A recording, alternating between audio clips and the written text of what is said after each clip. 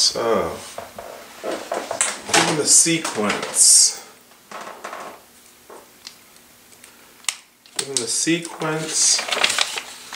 3, 12, 48, 192.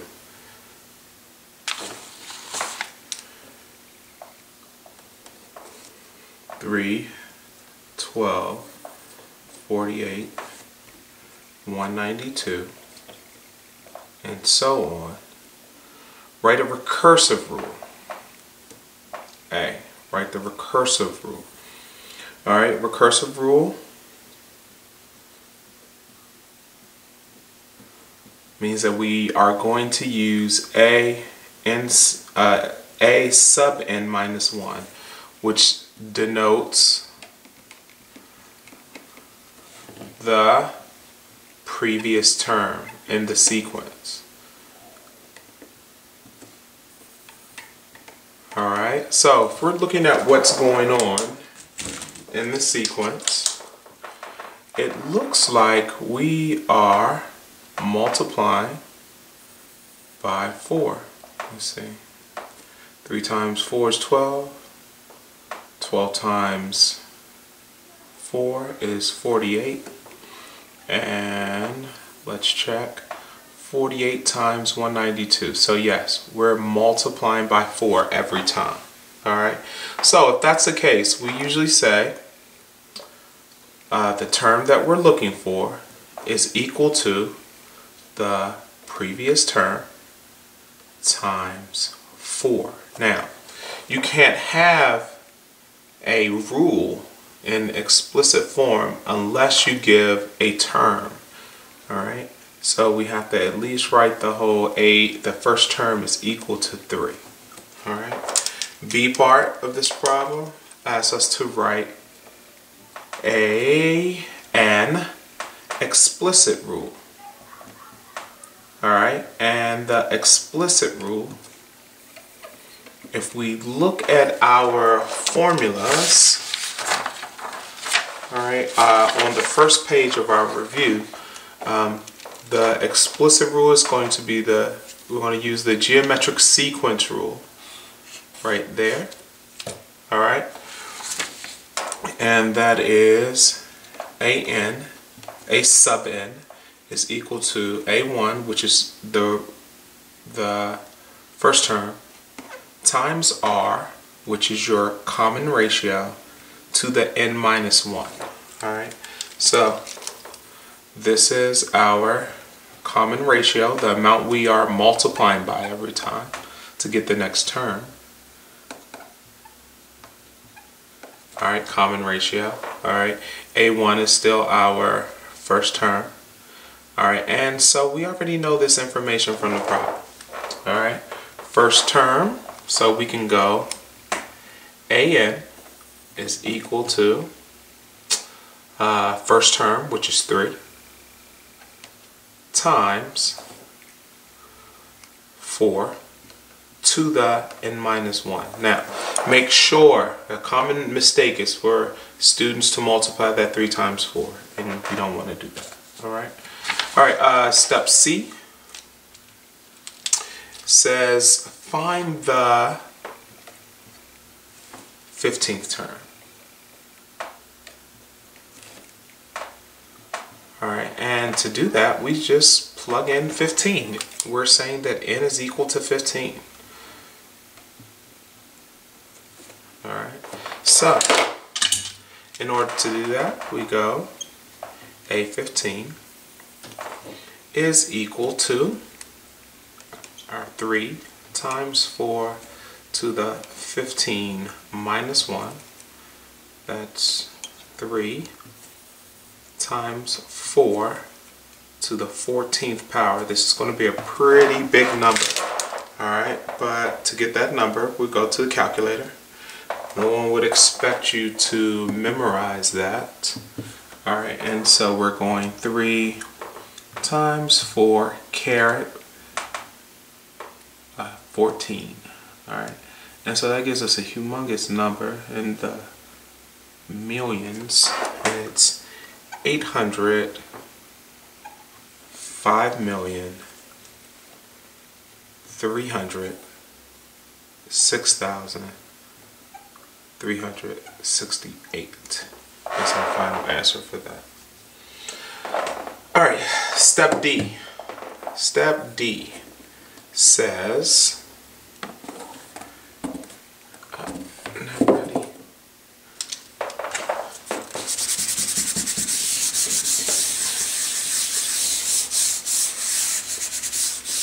Alright, step D says,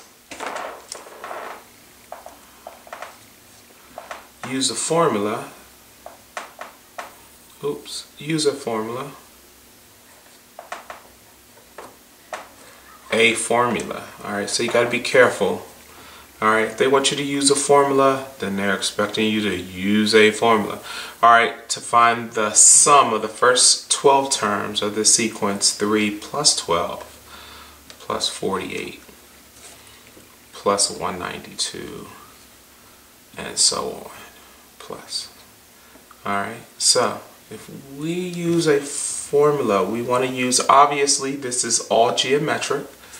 Alright, and so we want to go to the geometric sum formula.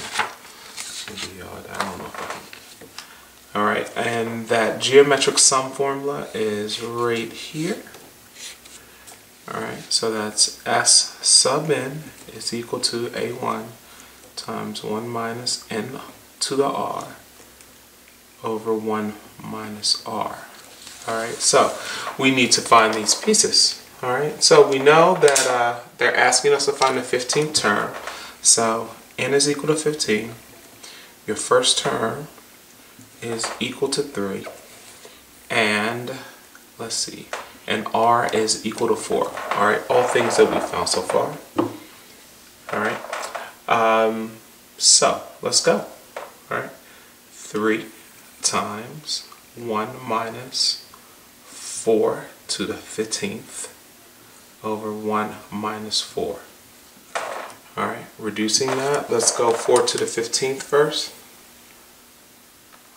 Humongous number. That's going to be 3 times 1 minus, let's see, 1073741824. Wow. That's in the billions over -3. Alright, that ends up being 3 times a negative 1,73,741,824 over -3. So what's going to happen to the negatives? They're going to disappear. Alright, we're going to do this part here. And let's see. So, oh, I'm sorry. I made a mistake. This should be a 3. There we go. So,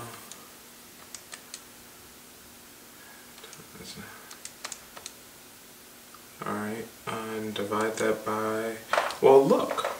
You have a 3 here and a 3 here, and the negatives cancel. So your answer is going to be 1,073,741,823. Alright, and that's the end of that problem.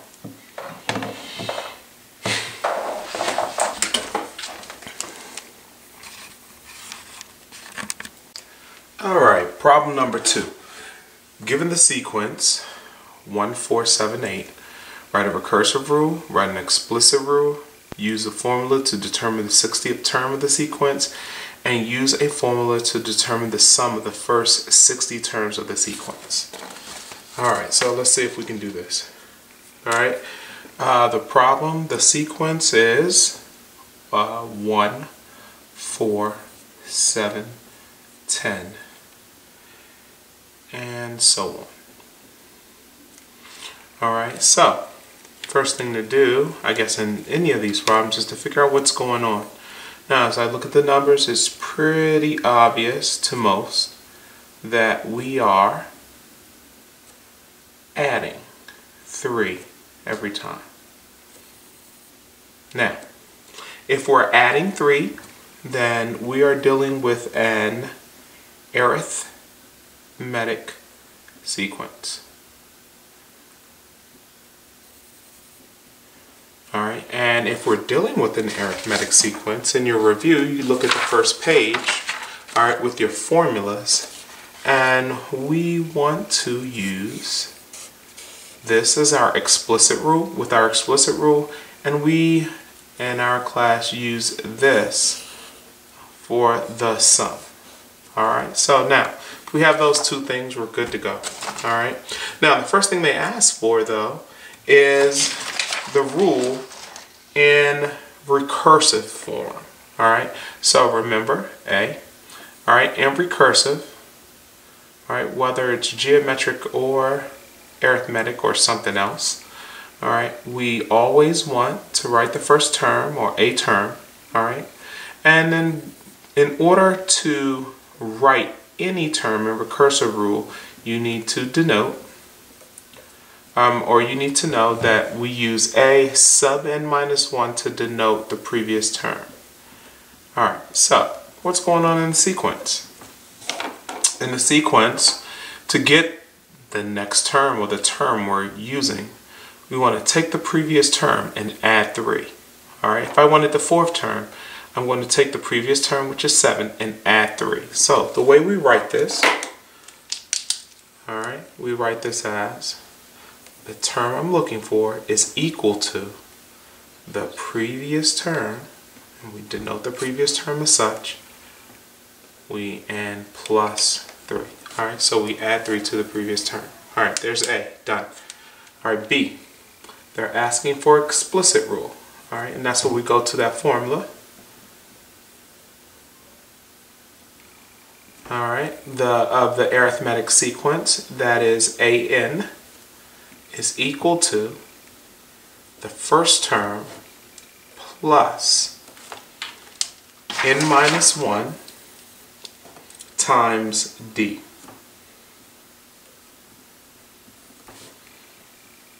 Alright, so we need to figure out some information here. What do we have? Now, D stands for the common difference. D is your common difference, and that's basically just how much you're adding or how much you're subtracting to get the next term.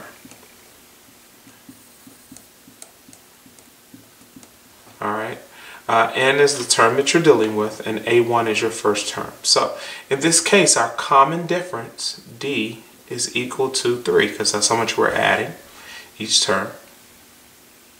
Alright, and so we can just write the rule. Let's see if we can get this rule going. Alright, let's say the rule in explicit is equal to the first term. First term is 1 plus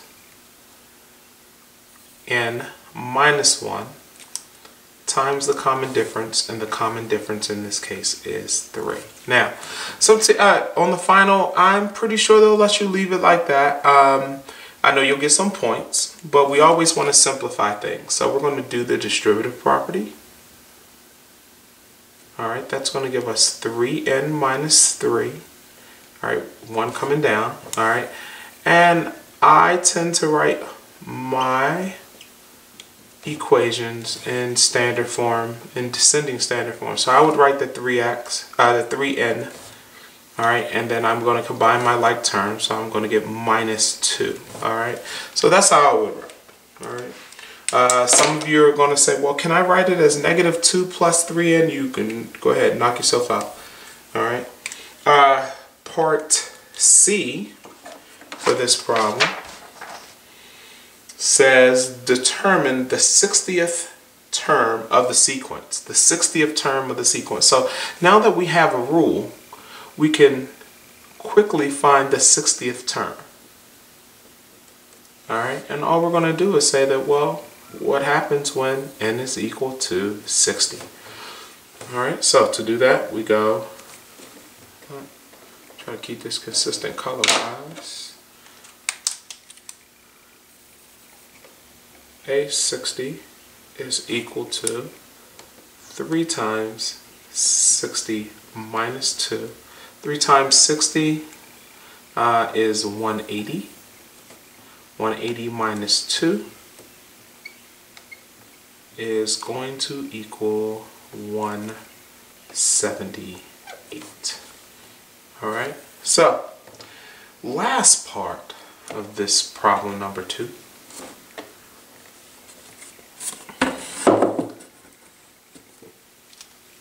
Alright, so that we know we're still dealing with problem number 2.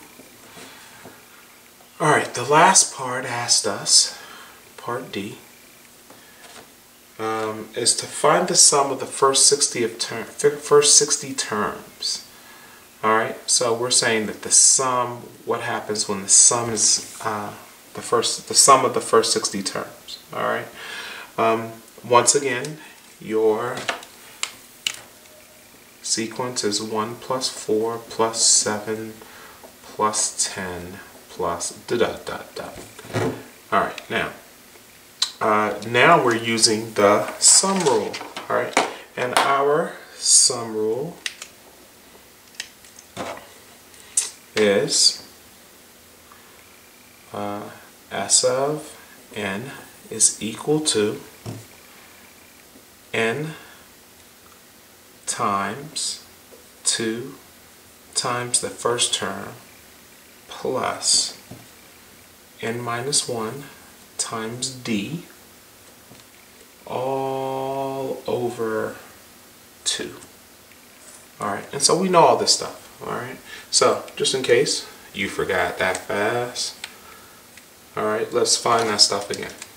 Alright, we're saying that n is 60. We're saying that the first term, alright, is equal to 1. We're saying that d is equal to 3. Alright, and is that everything we need? Yep, check it. Alright, so let's plug in. Alright, the sum of the first 60 terms is equal to 60 times 2 times 1 plus 60 minus 1 as we plug in times 3 all over 2. Alright, that's everything. Now, all you got to do is be able to do PEMDAS, or parentheses, exponents, multiply and divide, left to right. Alright, add, subtract, left to right. I say, please excuse my dear Aunt Sally. Oh, you say, please excuse my dear Aunt Sally. I say, purple eggplants make delicious afternoon snacks. Alright, but just make sure that you do your parentheses correctly. Alright, we got 60, 2 plus 59 times 3 all over 2. Alright, we're going to do, well, you can go 60 times 3 minus 3, but let's go 59 times 3. Alright, that's 170. Alright, so we got 62 plus 177, sorry, over 2. That's 60.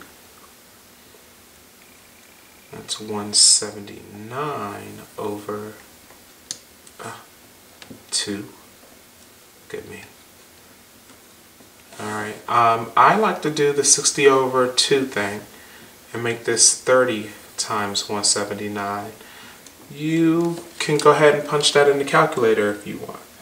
Alright, so let's go. 30 times 179 is going to give us 5,370. Alright, as a final answer. 5,370. Alright, doesn't matter which way you do it, you still would end up with the same answer. Thank you.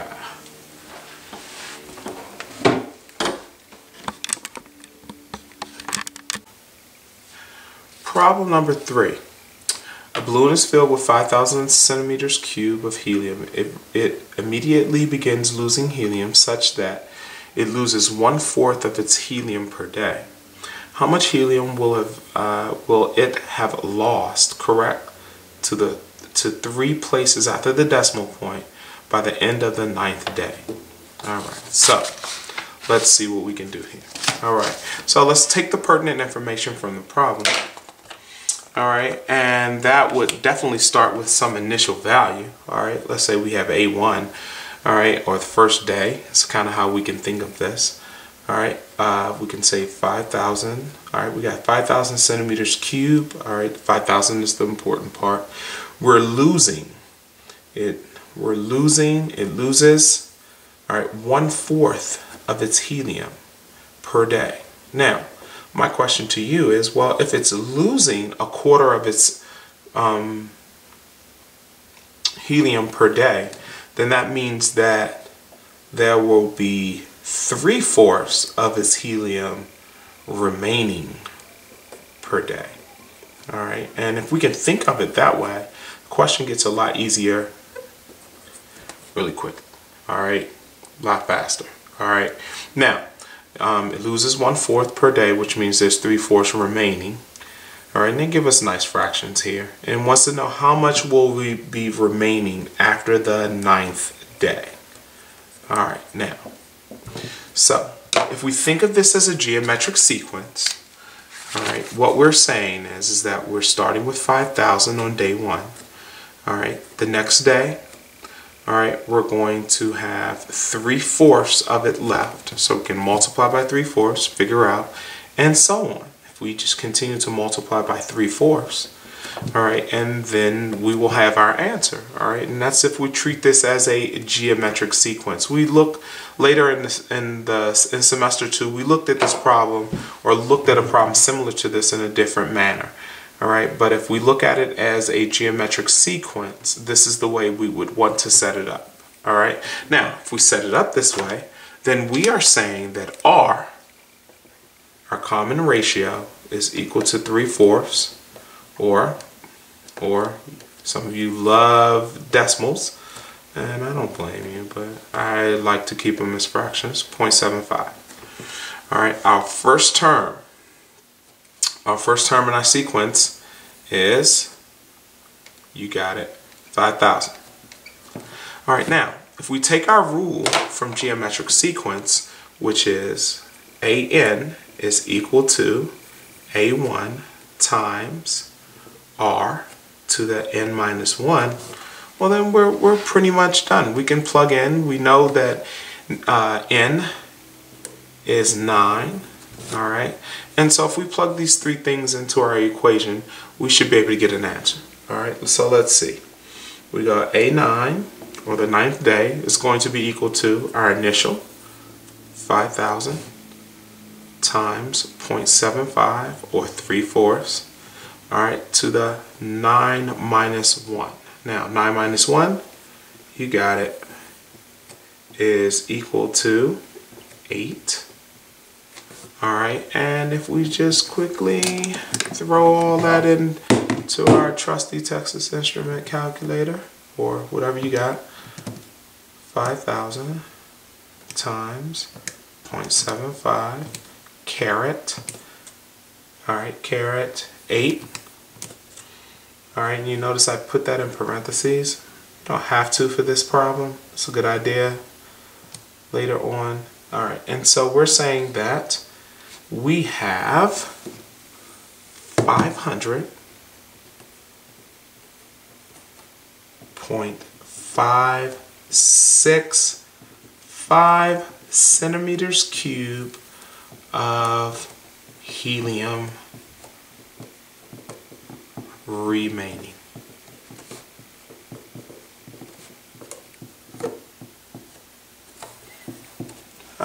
Done.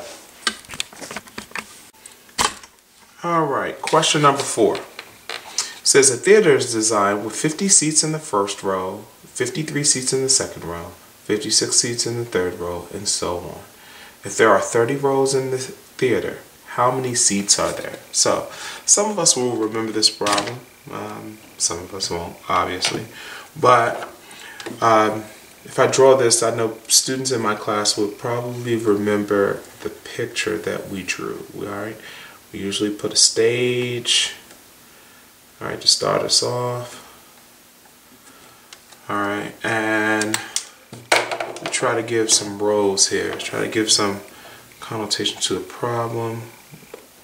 Alright, it told us that there are 50 seats in the first row, 53 in the second, 56 in the third, and so on. Alright, and then they also told us that there are how many rows? 30 rows. Alright, so we can imagine this theater and the rows going back. Alright, 50, 53, 56, 59, 62, and so on. Alright, and so they want to know how many seats are there. Alright, and what this becomes a sum problem. Now, it's it's an arithmetic sum problem. Alright, and since it's an arithmetic sum problem, we're going to use from our front page, the arithmetic sum rule, which says that the sum of however many terms is equal to, alright, n times 2 times a1 plus n minus 1 times d all over 2. Alright, now we have all the information we need, I think. Well, but let's check, let's make sure. Alright, if we're going from 50 to 53 to 59 and so on, we are adding how much, guys? That's right, 3.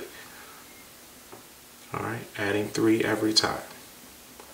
Now, if you're adding 3 every time, then that's telling you that your d value, your common difference, is equal to 3. Alright, your first term, A1, you got it, 50.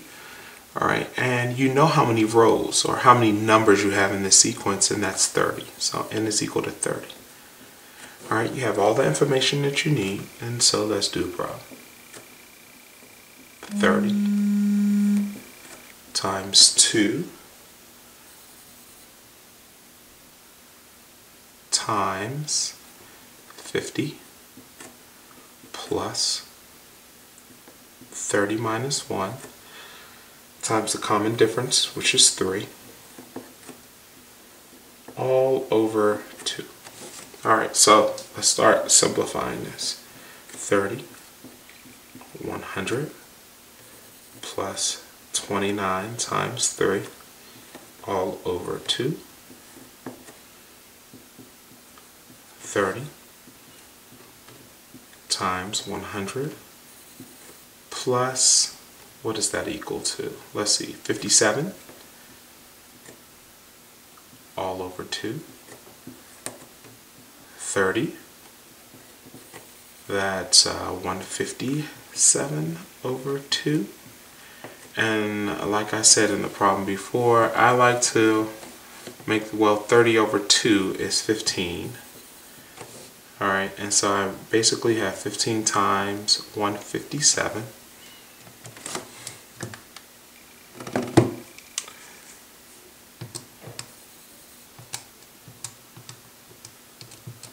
Which is equal to 2,355 seats in this theater. Thank you all.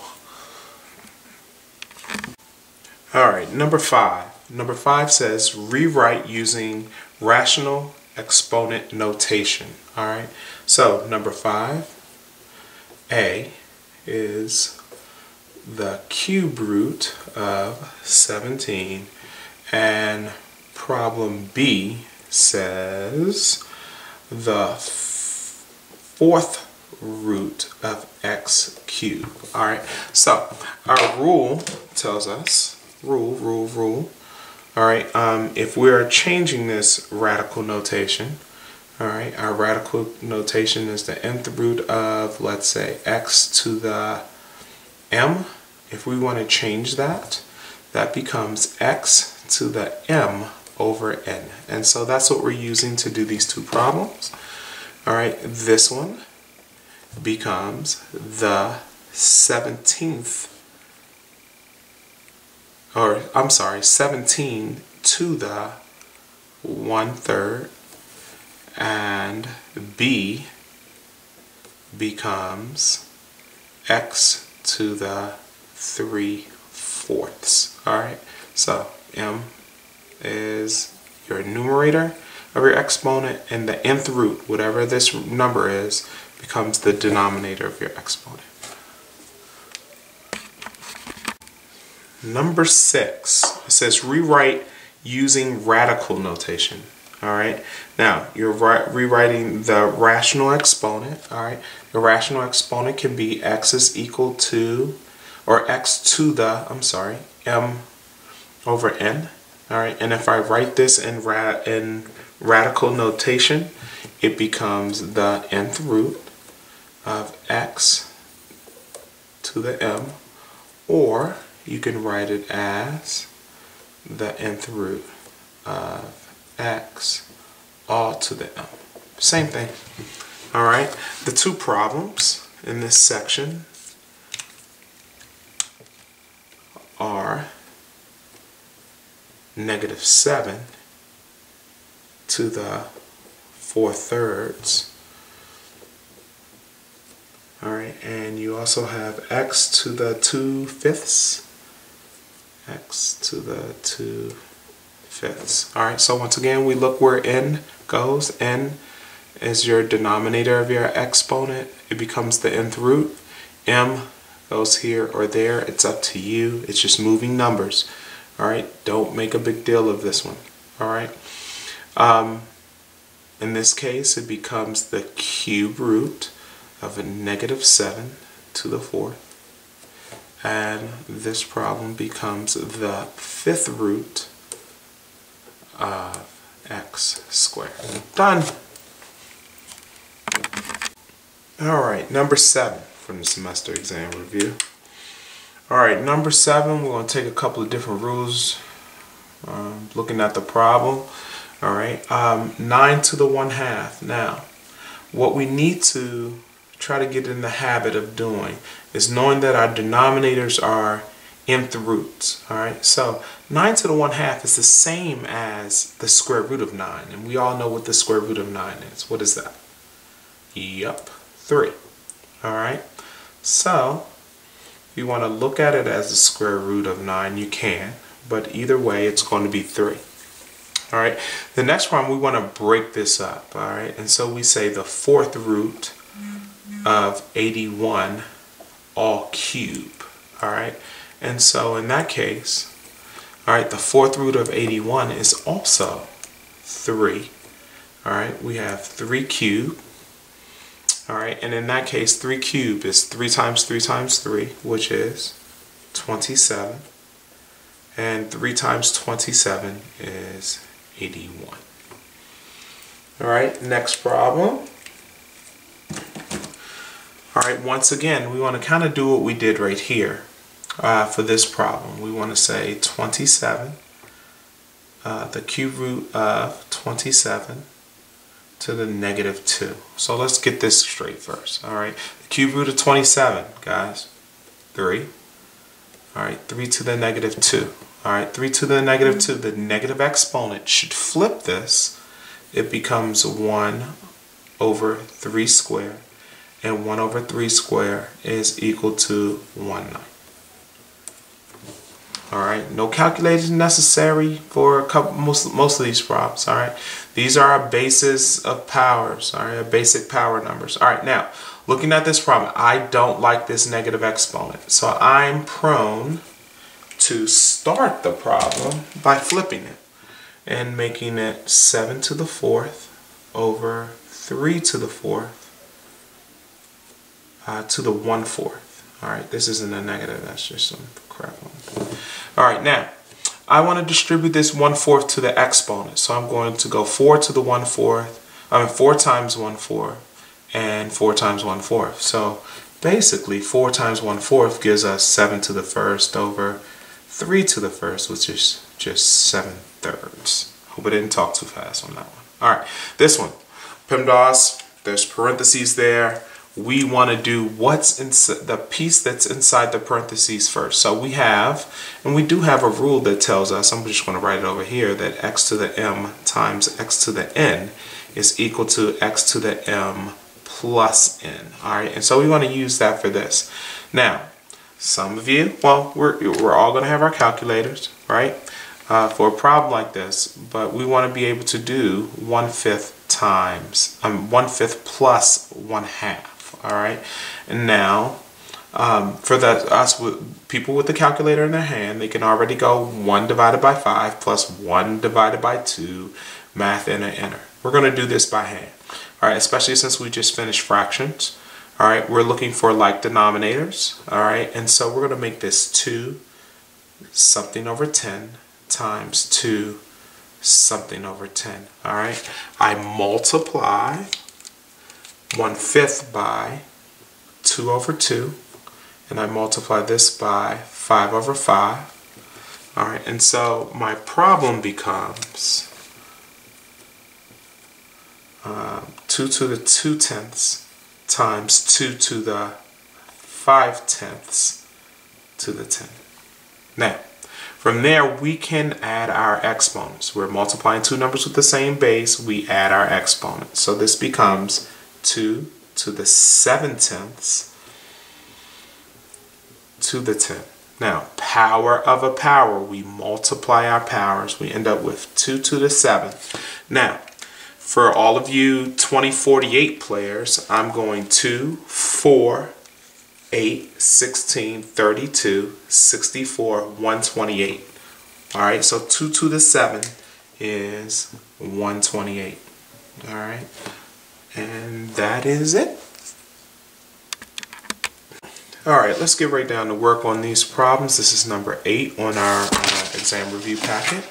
All right, a lot of rules that we could possibly use, and you know, there's no telling way you're going to do these problems. All right, so the first one, we have a to the 1/3, b to the 3/4, all to the 12th. So basically, we're kind of using a distributive rule for a power of a power that's going to allow us to go a to the 1/3 times 12, and I'm going to write 12 over 1. Make this a little different. I'll start that over. Let's just use black. All right, a to the 1/3 times 12 over 1, which is the same as 12, guys. All right, b to the 3/4 times 12 over 1 times 12. All right, now if we do that, we multiply that, we're done with this problem. All right, we have a to the 4th times b. Now I'm going 36 over 4. That's 36 over 4, which is 9. All right, problem done. All right, next problem. All right, we have 4x to the negative 2/3 times 6x to the negative 1/6. So our coefficients can be multiplied. We're going 4 times 6. All right, we have same base x, so we want to go x, and we want to add these two things. All right, so we have a negative 2/3 plus a negative 1/6. So you're multiplying your coefficients and you are adding your exponents. All right, if I do that correctly, I should end up with 24x. 2/3 becomes 4/6, so that's a negative 5/6. And in simplified form, in this exponent section, we can't have a negative exponent, so we have to flip this portion, and it becomes 24 over x to the 5/6. Ugly problem, there's the answer. All right, next problem. You have two terms, same base, and you're dividing them. You're going to subtract. All right, we're going to subtract their exponents. So it becomes x to the 3/5 minus 2/3. Now, for us that have problems with fractions, you can use your calculator. Go ahead, knock yourself out. Use that calculator. I'm going to go x. I have least common denominator is 15. So I'm going to go 15. Multiply this by 3/3. That's going to give me 9/15. Minus, this is going to give, I'm going 5/5. And that's going to give me 10/15. All right. So that I'm going to end up with x to the negative 1/15. And once again, you can't have negative exponents. So I'm going to flip. This becomes 1/x to the 1/15. All right. So this first line, let's just circle or enclose our answers. All right, you can go back and look at those. All right, next line. Slide this up a little bit. All right, D.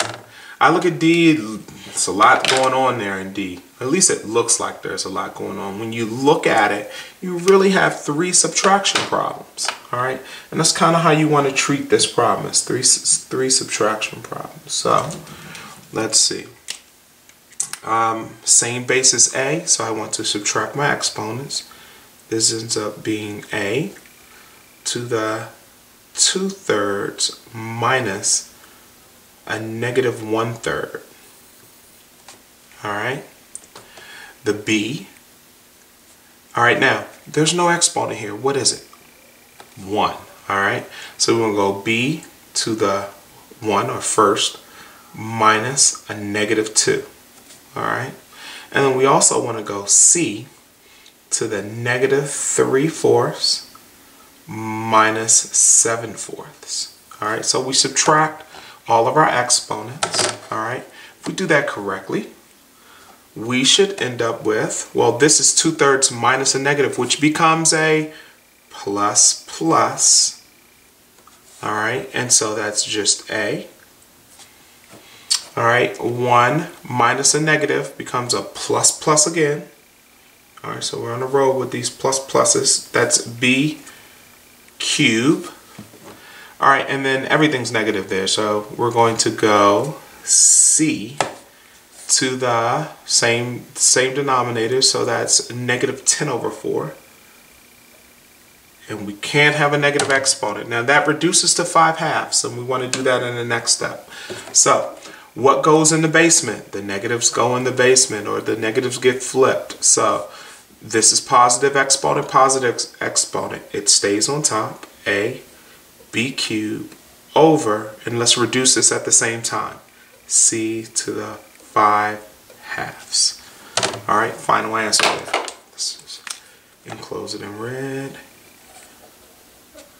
All right, next problem.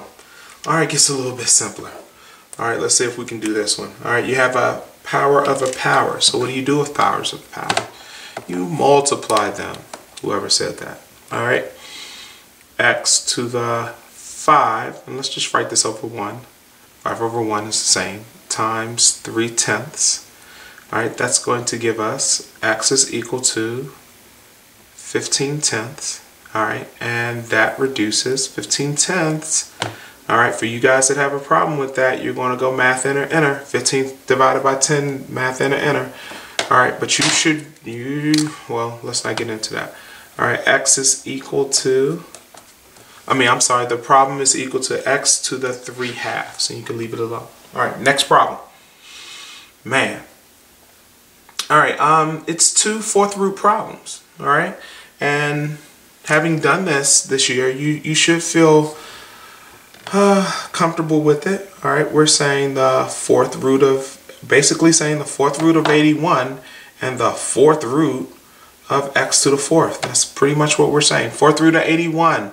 Those with a calculator, you need a calculator. You go 81 caret. Let's see, I'll write it over here. 81 caret parentheses 1 divided by 4.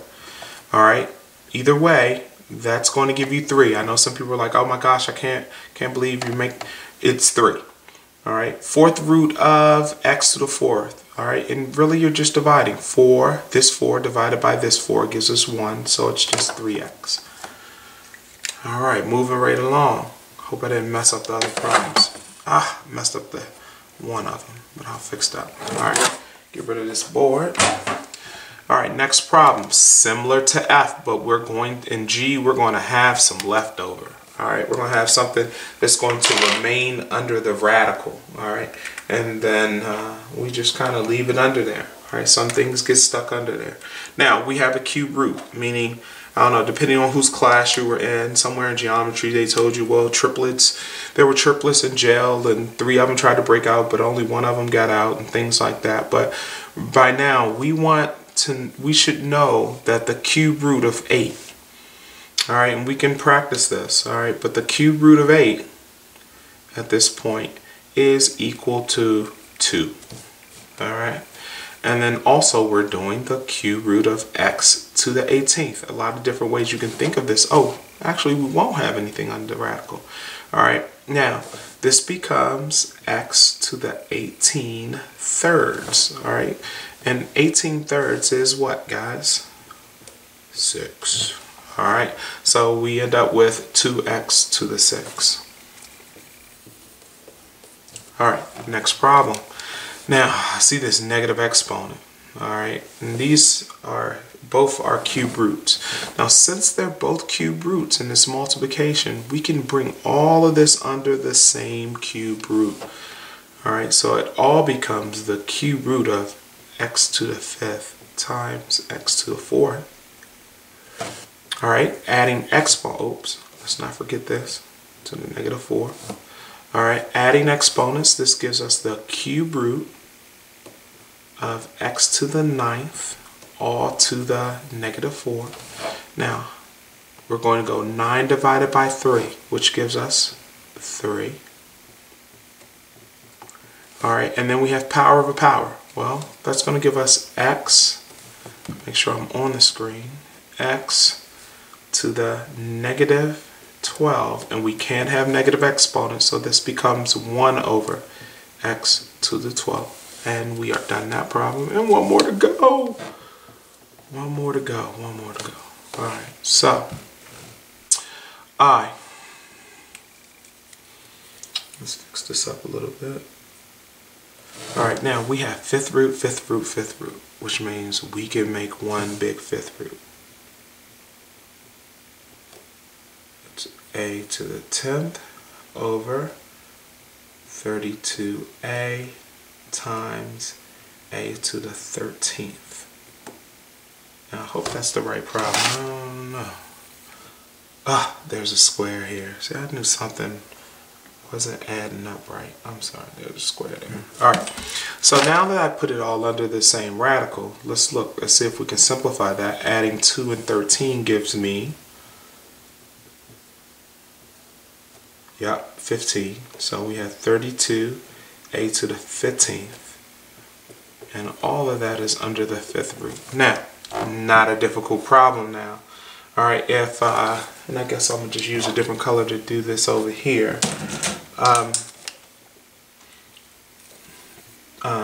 There's a 5th root. I'm going to take the 5th root of everything. Now, I could simplify this first, and if you want to do that and make that a to the 5th, hey, let's do that. Alright.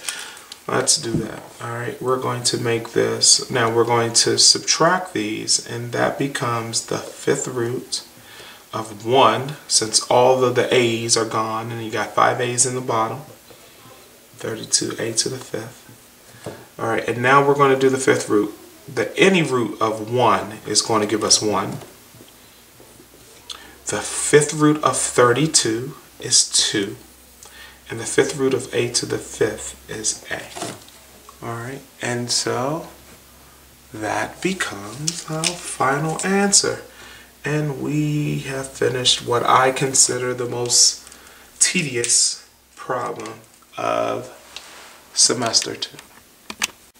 Alright, number 9. Graph each function and state its domain and range. Now, when we covered these two graphs during the school year, we kind of called this square root function, if you remember. a Tybo punch. All right. We know that the graph is going to start at a point and kind of go in this direction. All right. We said that the cube root function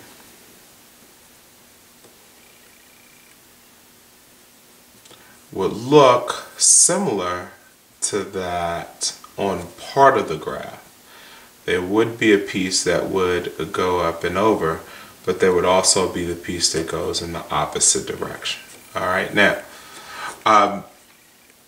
we would find this graph by, well, I guess we could just graph it and get our table of values.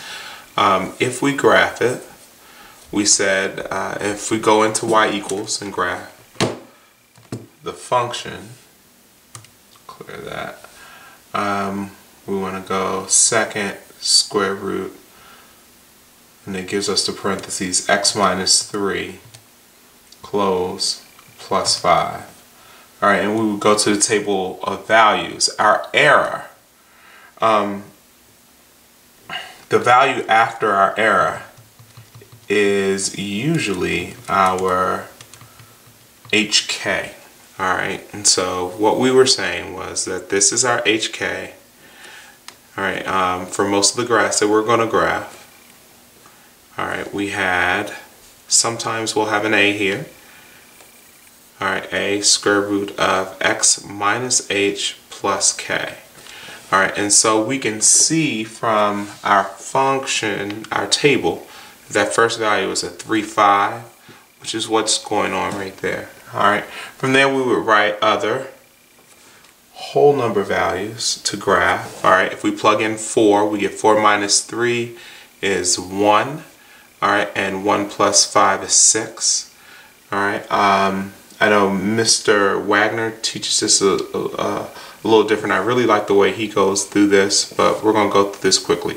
7 minus 3 is 4, so square root of 4 is 2. All right, 2 plus 5 is 7. All right, we're going to see if we can't get 9 here, so 12. All right, 12 would be the one that gives us the square root of 9. Yeah. All right, and so 12 in there will give us a square root of 9, which is 3 plus 5. 3 plus 5 is 8. All right, so we have plenty of points here. I'm going to make a graph. Let me start that over. All right, put the y-axis here. X-axis about right here. All right, and we're going to go 1, 2, 3, 1, 2, 3, 4, 5, 4, 4, 1, 2, 3, 4, 5, 6, 7, 1, 2, 3, 4, 5, 6, 7, 1, 2, 3, 4, 5, 6, 7, and start our graph, and we can see the direction of our graph. It does increase, but it doesn't increase that fast. All right, so let's see, 1, 2, 6, 7, 8, 9, 10, 11, 12, 1, 2, 3, 4, 5, 6, 7, 8. All right, so let's make it even more accurate. All right, so there's your graph. All right, the domain. Let's talk about the domain for a second. Our domain for this particular graph is going to start at 4 and it's increasing. So x is greater than or equal to 4. And your range, well, what is our range? Let's see. Our range tells us that the graph is starting at 5 and increasing.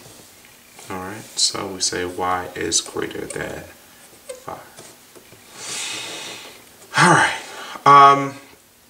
I know I said for any cube root function, right away you can give domain and range. Nothing to look at. It's always going to be the same. The domain and the range is all real numbers. So since they're asking for that, let's get that first. All right, now Getting the cube root function in your calculator takes a little bit more, not much more, but let's see. We can go math 4 x plus 5 close. Hey, that's it. Alright. Now, the thing is, there's no start or end. This thing kind of goes on. But it's the same situation with your HK. Alright, your HK in this case, alright, for that cube root, a times the cube root of x minus h plus k. Been doing it all year, pretty much every month. Alright, so in this case, there's a plus 0 there, right? So the middle of our graph is going to be at negative 5, 0. Now it's important to get the middle of that graph. Alright, so you make sure that you graph the whole thing. So let's see, where we're going to put our x and y axis, negative 5, 0. So put my y axis here, x axis about right there. Alright, and we're going to get a table of values. Now in the middle of your table of values should be that HK value. So let's see, 1, 2, 3, 4, 5. Plot that point. I'm going to get some other values in my table. Alright, but I do have negative 5, 0. Let's see, I should have a negative 6 something, a negative 4 something. If I think about getting 8, and this is going to be a 3, but let's see. I'm going to scroll up. Alright, and so we have negative 6, negative 1. Get another one. Negative 13, which we're probably not going to graph. Negative 2. Negative 4, 1. And 3, 2. Alright, so let's graph that quickly. That point, 1, 2, 3, 1, 2. Negative 4, 1. Negative 6. Negative 1, and of course the other point. So our graph goes here, down, out, arrows at the end, and we are done. Problem number 9. Problem number 10 on the exam review packet is describe how to obtain the graph of G from the graph of F. Alright, so this is transformations. Alright, and once again we're looking at A, H, and K. Alright, A, H, and K. Now it doesn't matter whether we're dealing with a square root function, cube root function. Alright, A, H, and K will transform the same way. Alright, so for what we're talking about, we have G of X, different color, G of X is equal to A. Now, whether we're dealing with square root or cube root, times the square root or a parabola, alright, in vertex form, alright, we're doing the same thing. X minus H is inside.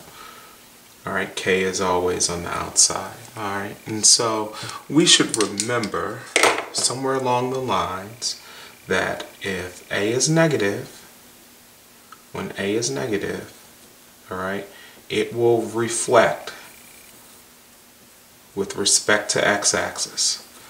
Another name for that is to flip it vertically. Alright, reflect it about the x-axis.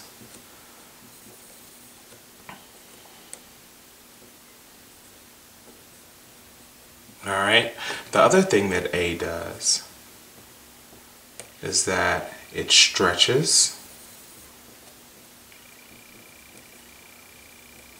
or shrinks the graph vertically. All right, next year you'll deal with horizontal and horizontal stretches and shrinks, but this year it's just vertical, so it just stretches it this way. All right, the other two things are H, which shifts the graph left or right,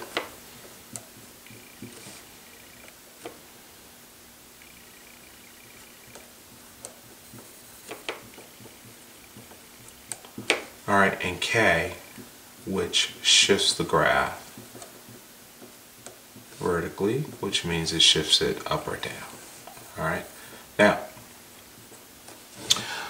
so I guess we could do, let's just go straight to the problem. All right, if we look at the problem A, you have g of x is equal to negative. All right, letting you know that A is negative. All right, H is equal to 5.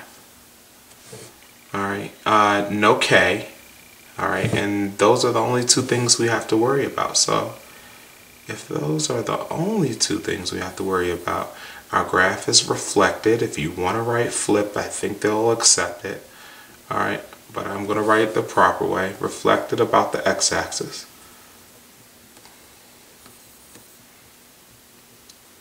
All right, and then H equaling 5. Remember, when you're pulling H out of here, it's always opposite. So H is positive 5, meaning it's going to shift right 5 units.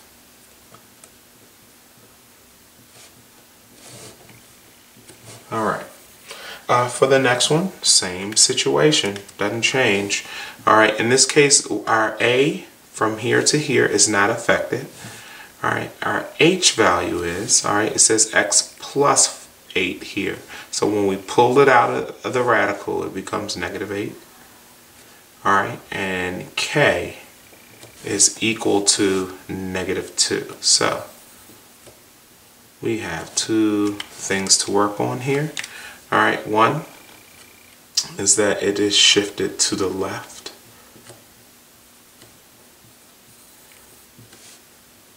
Eight units. All right, and shift it down.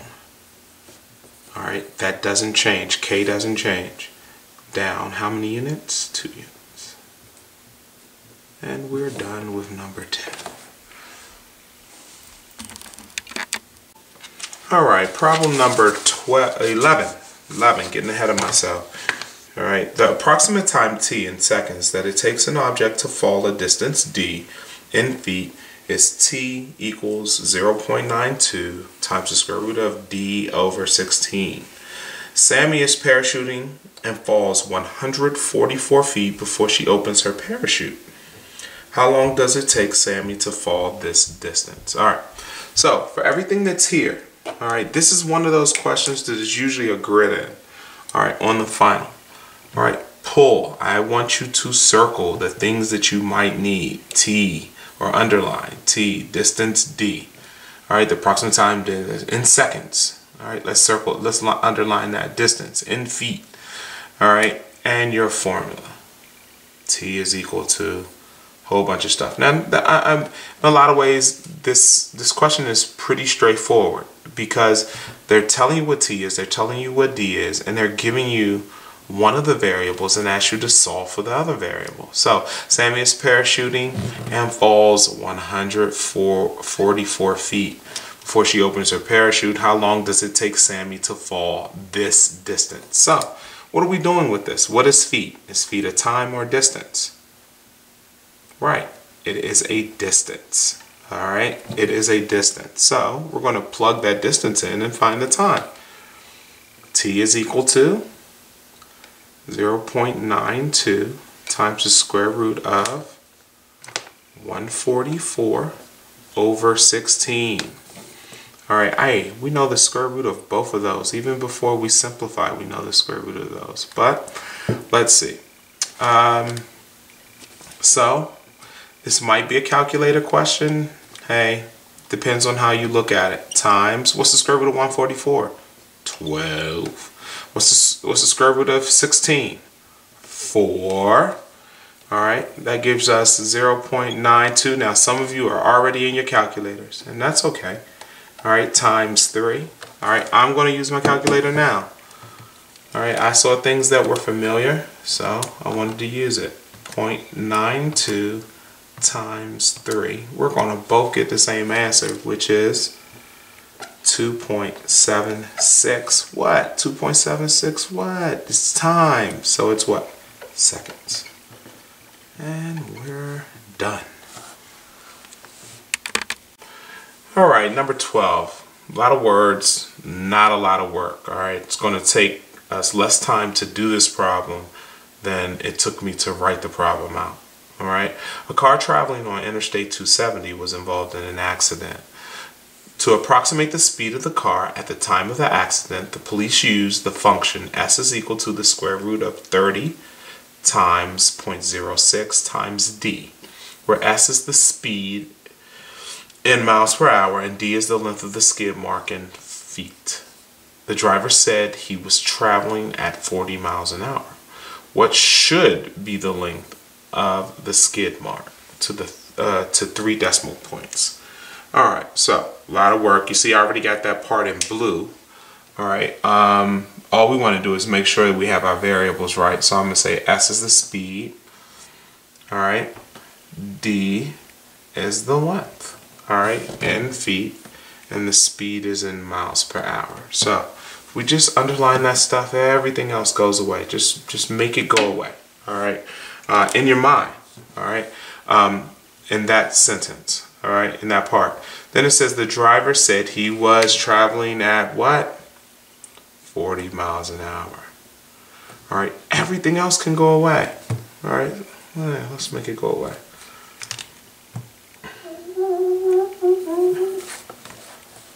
It's nice with dry eraser marker to make it go away. See the car at the time. None of that matters. You got to understand these word problems. You should want a word problem test because they are not making them difficult for you. Take out that. Alright, see what you need. That's what you need. Alright? That's what you need. So, we have s is equal to the square root 30 times 0.6 times our distance. Alright? And alright, so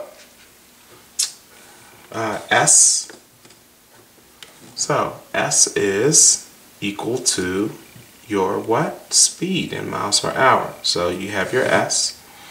Alright, our S is 40. Alright, D is what we're looking for. Alright, D is that distance and it's under the radical. Alright, so I have a little bit of work to do, but that's your most important information for number 12. Alright, I want to get rid of a square root. How do I get rid of a square root? Opposite of a square root is 2 squared. Alright, 40 times 40 is going to give us 1600. That's equal to 30 times 0.6 d. Alright, and we have this 30.6, so let's go ahead and do that. Alright, if you want to do that in the calculator, you can. Alright, we're going to end up with 18d. It's 1600. Divide both sides by 18. And d is equal to, well, that we're going to have to do on a calculator. 1600 divided by 18. Alright, and that gives us 88.8 repeating. Alright, so since they asked for it in 3 decimal points, are going to be 88.889. 9 what? Feet. Alright, is our final answer. Check that problem off. Alright, number 12. Some solving. Alright, going back to some good old algebra. Alright. Solve and check for extraneous solutions. Alright, so we're trying to isolate the x. We got a couple of different rules that we pick up on this year. Alright, if we have something like x is equal to 2/3 and we want to get x by itself, we raise both sides to the 3/2. Alright, that cancels out our 2/3 and gives us x. Alright, so we need to remember that rule as we do these problems. Alright, first things first. Alright, I want to get x by itself. I start by dividing both sides by 5. Alright, x is x to the 3/2, or 3/5, sorry. Alright, is equal to, what is that equal to, guys? 27. Alright, and then, next step, we want to get rid of the 3/5, so we raise both sides to the 5/3. Alright, so hopefully we remember that. Alright, we get x is equal to 27 to the 5/3. Alright, in that case, we want to break this 5/3 up into the cube root of 27 all to the 5th. Alright, remembering our rules. The cube root of 27 is equal to 3 and 3/5. Alright, would I expect you to know what 3/5? 3 to the 5th, not 3/5, 3 to the 3 raised to a 5? No, but it is going to be, in your calculator you can go 3 caret 5. Alright, and whether you do that or not, it is 243, and I'm going to check that just in case. And yes, 243. Alright, we're done with that one.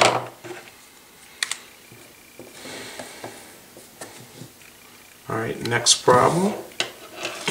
Alright, trying to get x by itself. We're going to start by adding 20 to both sides.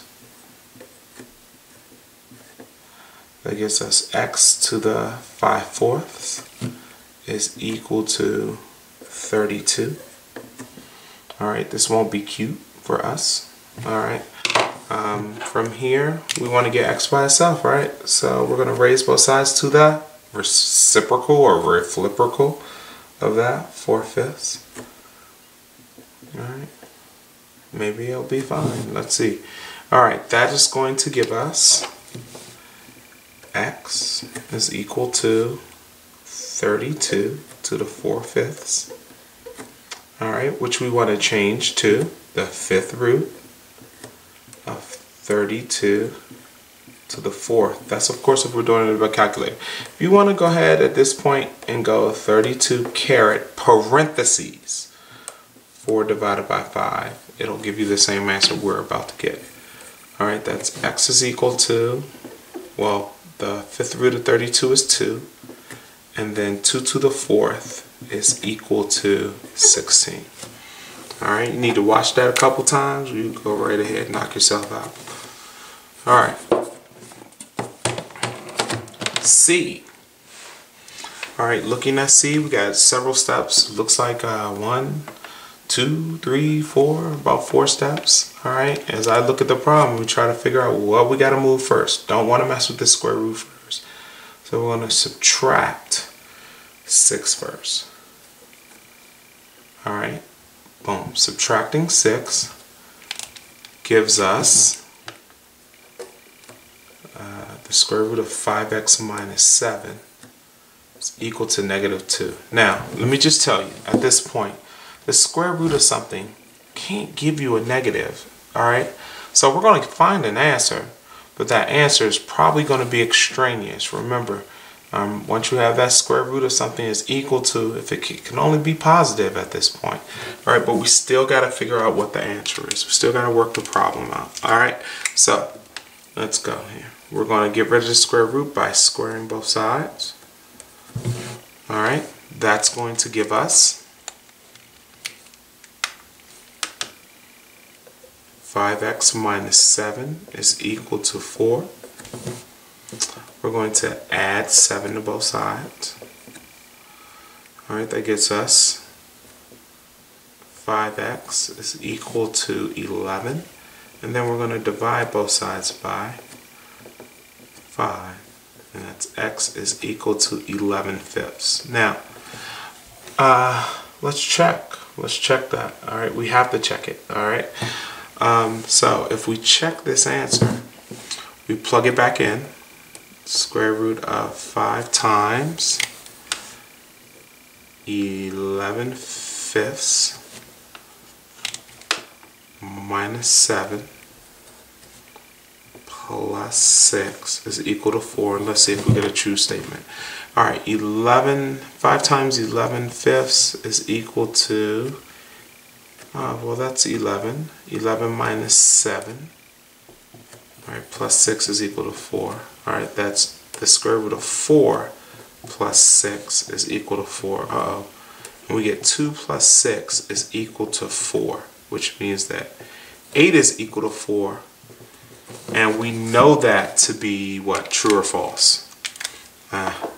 False. Alright, and since it's false, our answer, which is a solution, but we call it an extraneous solution. Alright, so we solved, we got that answer, but it's an extraneous solution. Alright, next problem, we get some x squares in it. Alright, and because we get some x squares, you guys go, oh gosh. Alright, but let's see. We're going to start by getting rid of the square root, so we're going to square both sides. That's going to leave us with 8x plus 33 is equal to x squared. Now, we just finished problems in rational functions where we would get to a point we would get rid of the fraction and we had x squares, and we know when we get an x squared, we want to move everything to one side. Alright, so we could go by subtracting these from both sides, or we can just say as they go across, they magically go across the equal sign. Alright, they become what? Opposites. So 8x becomes a negative 8x, and 33 becomes a negative 33. Now, alright, here we go with that F word. Begins with F, ends in factor. Oh, sorry, this should be 0. Alright, and so we want to do product sum factoring. We're saying that the product is negative 33 and the sum is negative 8. That's what we're looking for. We have 1 times 33, we have 3 times 11. Alright, and if we make it 11 negative, we have our two numbers. Alright, now since there isn't it's only a 1 here, we are done with factoring. We go x minus 11, x plus 3. Alright, so we got to finish solving this. Alright, so we have to do something called the zero product rule.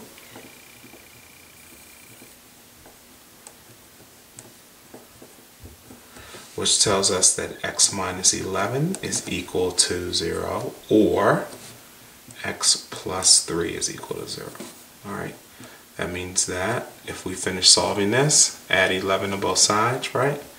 We get x is equal to 11, or x is equal to negative 3. Now, we want to check, anytime we get square roots, we've really got to go back and check our answer in the original problem. So we're going to check this one. Check this one in green. We're going to go square root of 8 times 11 plus 33 and see if it's going to give us 11. Alright, that gives us the square root of 88 plus 33 is equal to 11. That's 121. And that is true. Alright, so this solution is good. Put it in red, but it's still good. Alright, then checking the other answer, checking this one, we got square root of 8 times negative 3 plus 33 is equal to negative 3. All right, once again, we already know we're in trouble because this whole square root is equal to a negative answer. Can't happen.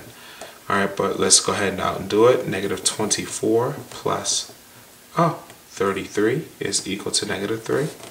That gives us the square root of 9 is equal to negative 3, and 3 is equal to negative 3, which means that this answer is false. Alright, it is false, and since it is false, this solution is extraneous. Alright, this one is true, and this one is extraneous. Alright, any questions? We're good? Did it all fit on there? Yes, it did. Alright.